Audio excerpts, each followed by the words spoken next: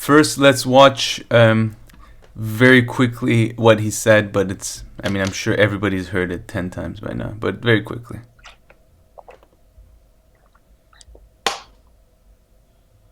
Here's what happens. I'm questioning who do you believe should pay for something like that? I don't know, but if I was an employer and I had a guy who worked for me, who wanted to take 3 months off because his wife gave birth, I'd be like, what the fuck are you talking about, Mike?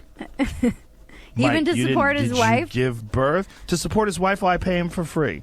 Do you understand that this is kind of, most people, when this happens, if they make enough money, the wife will not work and the father will work. Right. And then the wife takes care of the child.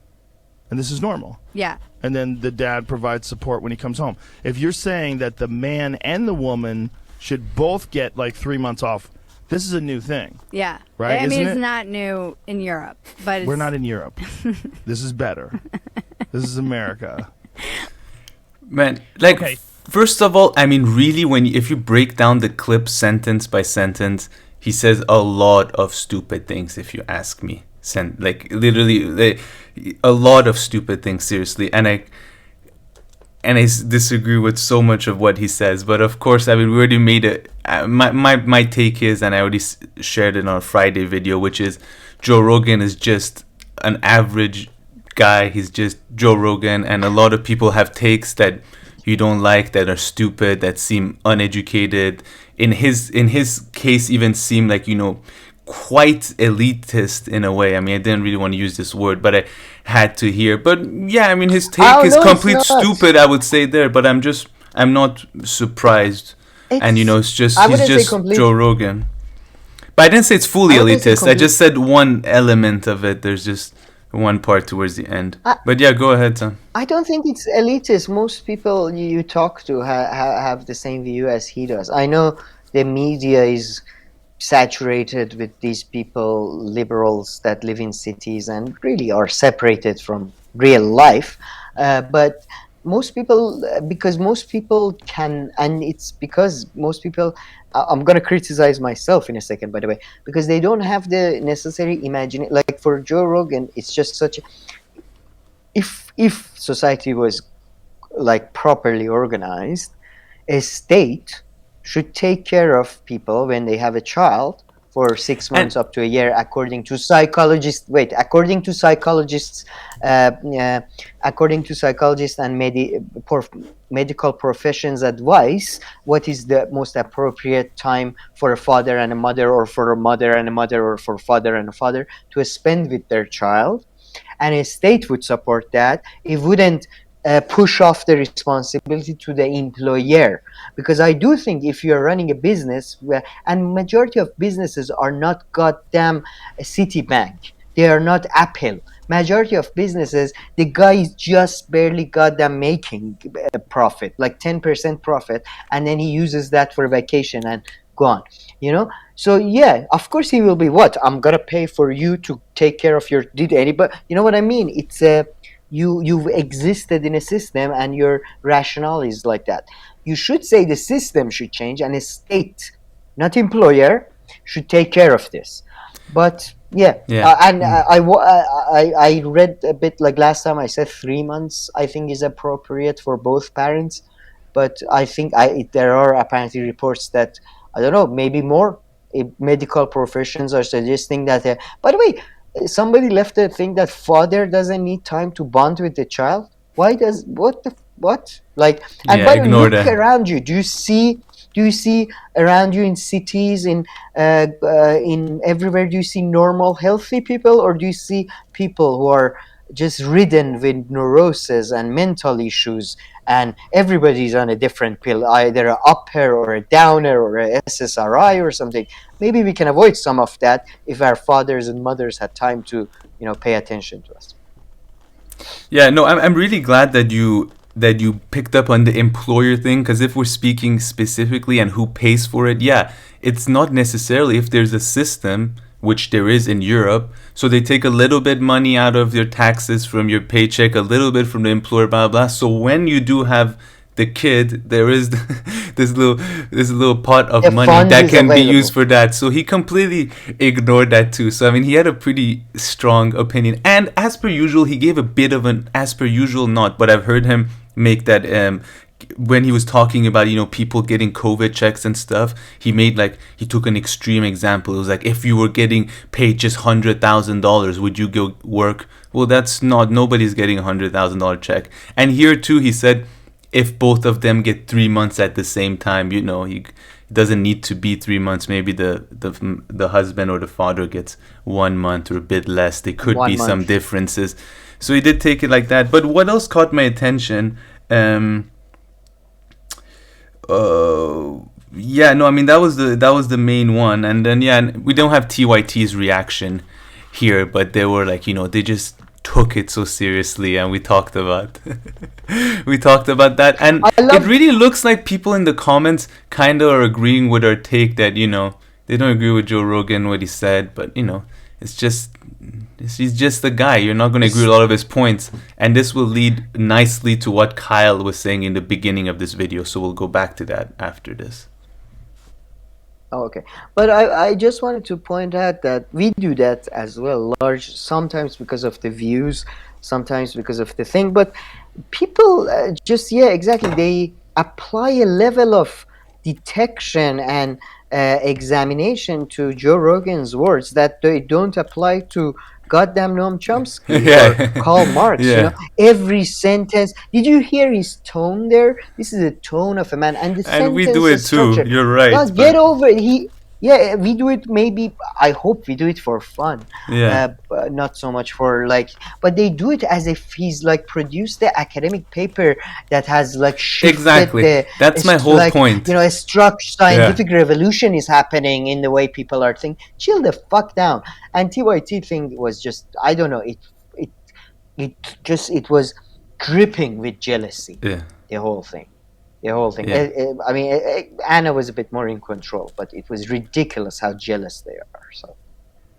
Exactly. And I mean, he is an influential person because he's famous, but that doesn't mean that, you know, he needs to have good takes on everything. These are his takes, and his podcast is really about nothing. It's about chit-chatting. Now, this guest, I don't know who she is, but she looked like really crap. So if it was a better guest, it would be a better conversation. But this was just someone who... Yeah, she didn't seem to have a strong enough profile to challenge Joe Rogan, I suppose. And so I have a question for you, Sam. But actually, I have a question for you. But this part, maybe we're analyzing Joe Rogan a bit, just like the criticism that you said. But you see what Bill Bradley wrote? Joe Rogan, American exceptionalism internalized. Because he said, this is in Europe, this is better. Was he being serious with that comment? Because that is also really like dumb and off-putting comment. Do you think he was joking? Yeah, I think that was a clear... I mean, I've seen enough of him to say that, you know, some things are better there, some things are better here. I've heard that. So, yeah, I'm sure. I'm pretty sure that was a joke from his tone. I assume, unless he's completely... I mean, it's just, it would be... I don't know. I'll try to listen to some of his other comments about Europe and stuff, but I do think that was a joke. We had somebody from Little England. I'm very happy. Yeah. My whole thing in this channel is trying to get as many British and English people subscribed. Doesn't work, but you know, that's my aim. Yeah. But I wanted to also add that Matt Taibbi, I was watching something old from him, interview with PBS or something, and he pointed like this. First, like sports people, interviewers, you know, even intellectuals, just think for yourself. And people do think for themselves. A lot of people in media pretend as if these guys are like prophets, or like they have a mind control machine or something. You know, just, you know, think for yourself, chill out, and everybody else do think for themselves. It's just you people in the media that are just so you think. And if you, by the way, if you discuss something, if I say something, if I discuss Muslim Brotherhood, it doesn't mean I love Muslim Brotherhood. If you mention, you know what I mean? Like, it's ridiculous. I think it's ridiculous. Yeah, no, 100% agree. And Joe Rogan is completely the proof of that most people listen to the stuff that they agree with him or that they like about him and completely ignore all the other stuff, you know, because some people completely ignore the MMA stuff that he talks about. Some people completely ignore the food stuff that he completely. I've completely ignored everything he's ever talked about with a comedian. I mean, he could have shared the most interesting facts in the world. I've never listened to anything he does when it has to do with comedy and shit. So everybody kind of just, you know, everybody thinks for themselves to an extent and doesn't just take in everything that comes out of Joe Rogan's mouth. To be honest, again, like Joe Rogan is not even like he doesn't claim to be a public, like it's not like a Dave Rubin or Ben Shapiro character. He does interviews and he does them fucking fantastically. I don't care about anything else. He asks questions and he asks proper follow-up questions that move the discussion forward. Yes, he's not as intellectually deep as, let's say, Brianna Joy Gray or Dick Cavett, but his interviews are far better than anything I see on CNN, MSNBC, TYT, all these bullshit channels. Again, Dick Cavett comes to mind. I mean, Joe Rogan, Charlie Rose maybe was half as good, even though he was a weirdo. I mean, but you know, just like I like conversation. I'm not interested in somebody proclaiming things and I'd go, okay, follow that. No, people want to see conversation. Yeah, no, and seriously, like the fact that Joe Rogan manages to make this model work, which is interviewing someone in every video, just shows how good he is at interviews. Because interviews can often be boring, right? Like most of the time, it's more fun to just listening to the person talk than interviews. Like Glenn Greenwald. Sure, if he goes and interviews one or two people and they're very interesting, I can see at the case. But Glenn Greenwald talking himself is typically more interesting. And Joe Rogan somehow manages, although sometimes it's just him talking to the guest, depending on the status of the guest. But